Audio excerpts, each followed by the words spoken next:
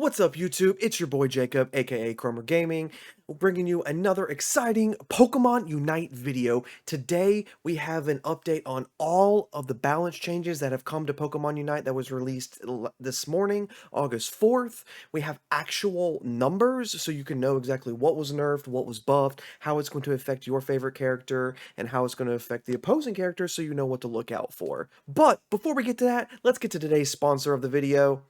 No one. Yeah, I don't have a sponsor. Sponsor me, please, anybody. I like energy drinks and Pokemon.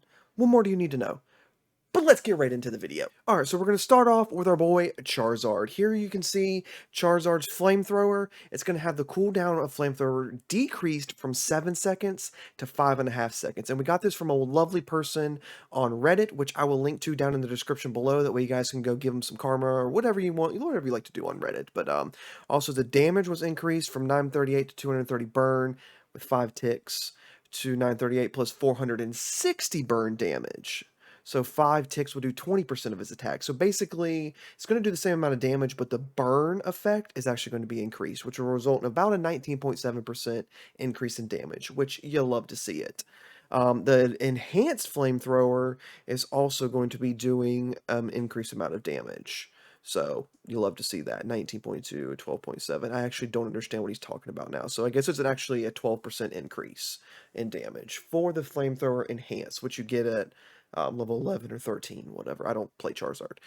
Damage increased from a 111.16 to 230 burn. This is for Flamethrower Plus. So you see you get 200 extra. So the damage is still the same, burns the same as the other one. So basically same exact function as Flamethrower, just increased burn damage. But, you know, Flamethrower Plus is also better. So Fire Blast. The effects don't seem to be changed from what they could tell. Cooldown was reduced from 11 to 8. So, you know, 3-second less cooldown. Damage wasn't changed, but the cooldown was. So, no damage changes on the Fire Blast from what everybody was able to tell, but we did get a decrease in the cooldown.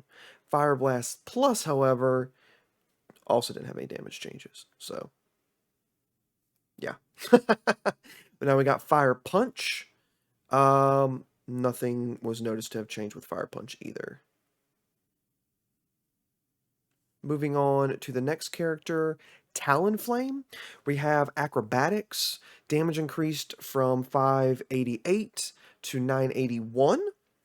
And you can see the differences at level 15 as well, which is a 66.8% increase in damage. Huge increase to Acrobatics.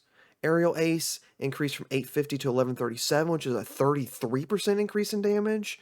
Aerial Ace Plus also has a big increase.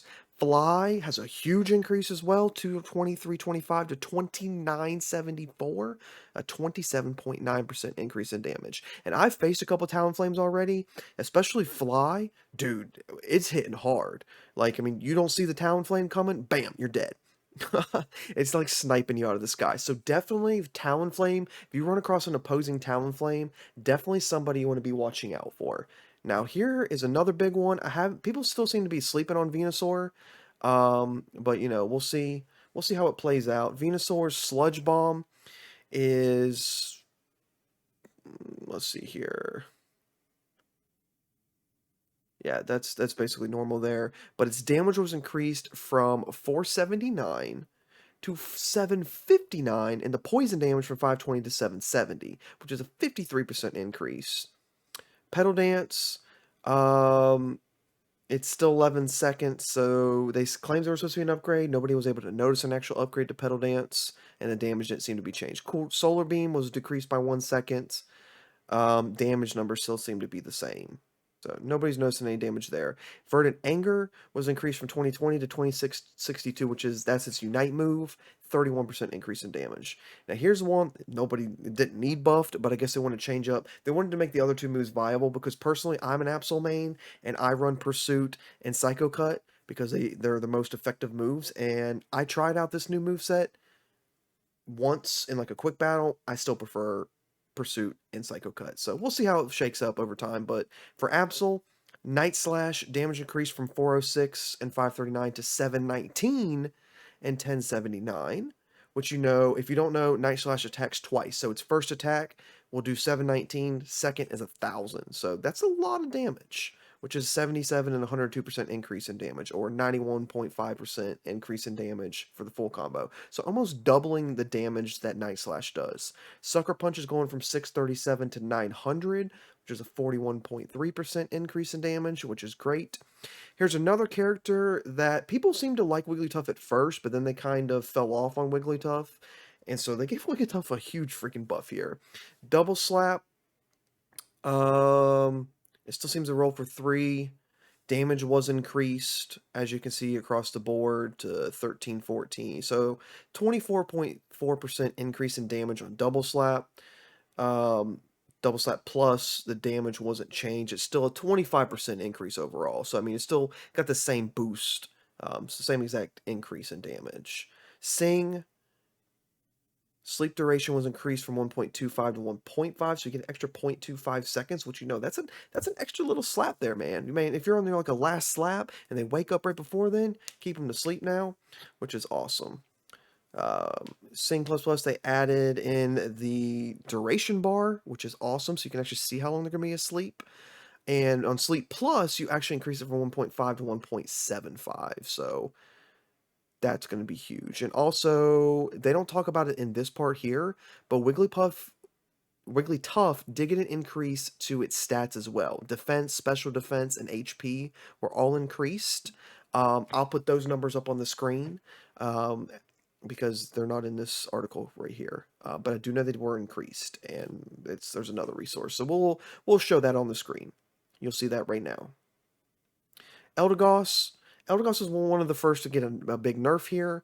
Cotton Guard's cooldown was increased from 7 to 9. Healing was decreased from 740 to 444, so an overall decrease of 40% in healing, which is pretty stupid.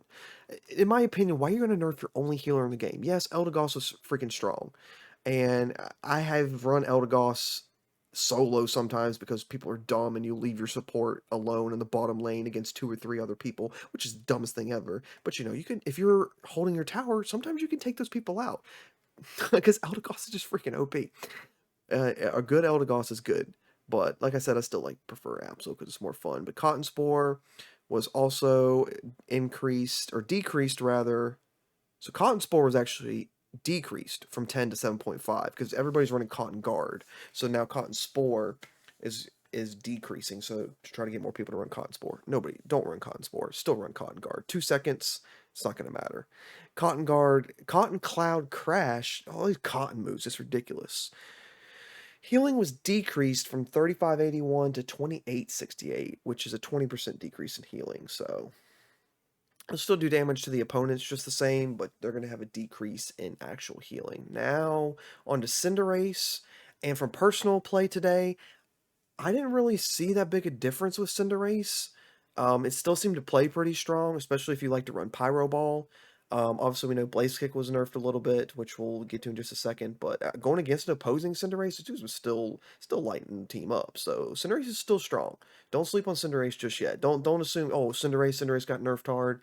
Let's just freaking attack this thing. No, it's still crazy. But its base attack was decreased from 150 to 135.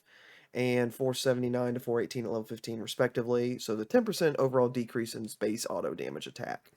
And 12% at level 15. Blaze Kick was decreased from 608 and 141 burn to 501 and 123 burn. So a 17% decrease in damage of Blaze Kick. Power Ball, which is why I think Cinderace is still viable. Power Ball's increased from 1477, 141 to 1563 and a little bit less burn damage. So it's a 4% increase. So it hits more up front, but actually does less burn. Feint, the invincibility was slightly tinkered with. It didn't seem to make that big a difference. So now here is another big nerf that everybody, and this one, take this with a grain of salt, because Gengar is actually currently completely busted. They tried to nerf Hex, but in the meantime, there's a current bug with Gengar. As of the recording, I'm recording this on the 4th, Gengar is broken. You can run Gengar, but don't use Hex. Do not run Hex on Gengar. there's a bug where Hex does 0 damage at the moment, so don't run Gengar unless you're going to run Shadow Ball. Do not run Hex. So here's the current thing. Shadow Ball was increased by 40%. 40% damage increase from 1404 to 1947. Big damage increase there. Shadow Ball Plus got an 11% increase. Hex, this is where they screwed up. So they tried to decrease it from 1223 to 1098, so a 13% decrease. Well, they decreased it from 1223 to 0. So Hex broken. Hex Plus, same thing. They tried to decrease it by 10.8. It didn't work. Dream Eater, they didn't notice any changes with Dream Eater, but it's supposed to be improved. So I haven't. Dream Eater seems to be pretty good. Zeraora is Wild Charge was decreased from 12 to 11. Damage was increased by 15%. Looks great. Plasma Gale decreased by 16%. So which to me, I'm still seeing Zeraoras run Discharge, and they're still wrecking people. So Zeraora, it didn't seem to slow down Zeraora at all. If anything, they should have decreased Discharge a little bit. At least what it does, it's still overpowered. I mean, it can be countered if you can slow it down, stun it, anything, you can take out Zeraora. It's not unbeatable like Gengar was, so it's still not, it's still strong. So Cramorant, I haven't seen anybody run Cramorant today, but Whirlpool was decreased by 16.4%. Dive was increased by 26%, which I have a buddy that runs Dive and he said Dive was useless. Well, Dive got a big increase now, so hopefully that should help. So, you can try running Dive again now on your Cramorant builds. Machamp's Cross Chop. I heard people saying this really hurt Machamp. I don't personally run Machamp, but people that do have said it's kind of decreased him a lot. They reduced his damage by 29%.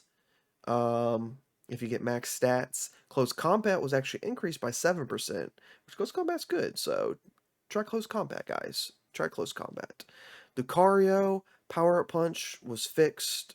Immediately using the boosted attack provided by Power Up Punch would give the bonus to the boosted attack. I found the fully charged boost would triple the damage of the basic when boosted. Yeah, it is fixed, so it doesn't. No more issues with Power Up Punch. Everything seems to run the same there now. So, and that's it. Yeah, so that's it in a nutshell. Everything seems to be pretty smooth. I did play some Charizard today. Charizard, once you get him to Charizard, he's really strong. So if you want to run Charizard now, you actually can. He's actually viable now. But, let me know what you think of these patch changes. Let me know down in the comments below who you're going to be maining now after these changes. And remember, don't run Hex Gengar until they let us know it's fixed. Because I don't want to see a Hex Gengar on my ranked team and throw the match force because you can't kill anybody. So please, please don't run Hex Gengar. But like always, remember to subscribe, hit that like button, let me know what you thought of this video down in the comments below, and remember, I stream every Friday, Saturday, and Sunday at 9 p.m. Eastern over on twitch.tv/ChromerGaming. Link is down in the description below, and we are still raising money for Trainers Unite and Stop AAPI Hate. We'll be raising that through the end of the week, so if you would like to donate, you can do so as well in the description below, and you can catch me live doing crazy things trying to help raise money this weekend, so tune in for that. But until next time, Chromer out. Bye!